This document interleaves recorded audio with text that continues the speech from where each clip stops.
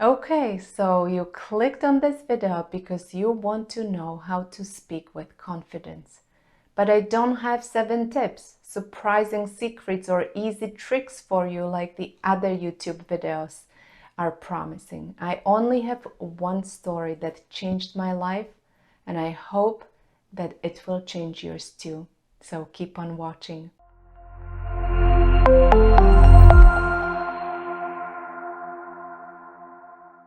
Hi, I am Katarina, speech language pathologist, and here on this channel I share practical tips about using your voice in a healthy way. So if this is a topic that interests you, consider subscribing to this channel and hitting that bell notification icon so that you don't miss any of my future videos. Every day I receive emails, messages, and I get comments from people from all over the world.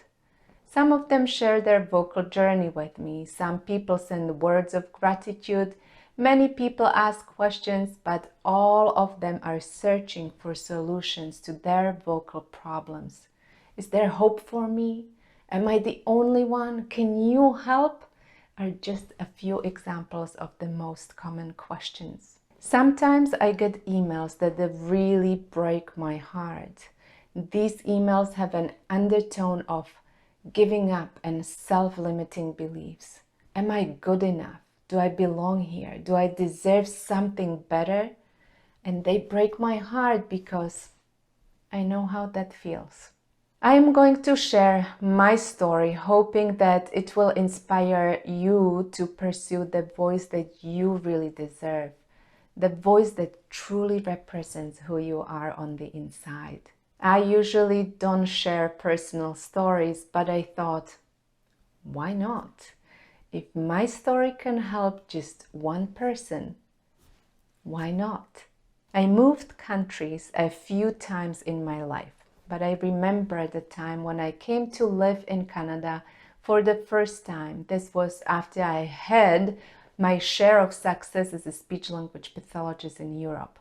I was born and raised in Central Europe, and I lived a significant part of my life there too. I studied medicine, speech language pathology. I worked at a hospital, gave lectures at a university, and participated in research.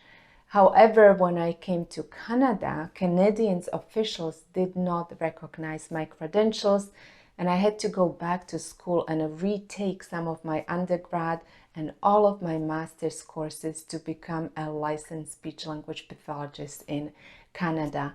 And as you can imagine, that experience was not a boost in self-confidence. Yes, I was speaking with an accent, and I still do. But who doesn't here in Canada? But I remember that I truly believed that everyone around me could tell right away that I was a foreigner, even before I said anything. I believed that I didn't belong here, not just because of my accent. Even when I was quiet, I literally thought that there was a sign on my forehead that read, immigrant. I even started to believe that I was not smart enough and that all my previous success was a fluke. And as a result, I usually sat at the back of the classroom, didn't engage in conversations, never put my hand up to ask questions, and I became invisible. Who knows, maybe that's why I became such a good observer. In any case, 2 months later, around the midterm tests in my master's degree, people started to notice me. My marks were the best in my class. I recall getting 99% on a really hard anatomy test. Well, no surprise, I studied medicine and speech language pathology in Europe, and this was a basic anatomy course. But that was the moment when my classmates and my teachers finally saw who I was. But more importantly, that's when I saw myself. I realized that my accent does not define me. And the sign from my forehead was slowly disappearing. And in the end, I won an award and scholarship for the best academic achievement in the program. But I am not sharing this story to brag. I am sharing this story to illustrate an important concept.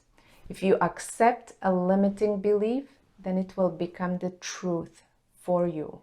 If you believe something in your mind, your body will act like that. A limiting thought can become your reality.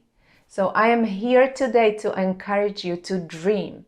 I am still learning how to dream big, and apparently it's a skill. Let go of your limiting beliefs. I often advise my clients to focus on what they can do with their voice instead of what they cannot do. But today I am encouraging you to go beyond that. Do something new, be courageous, whatever that means for you. Do something different and see what happens. It probably will be uncomfortable, but do it anyways. You have a voice and you have the power to change it and mold it and get the voice that you really deserve. Well, if you are still here listening, thank you. If you are still here waiting for some tips, check out the links under this video for more information and resources about how to build a strong and confident voice. If you found this video helpful, click the like button and share it with your friends, and check out my other videos right here below. They will have more tips for you, I promise. Bye.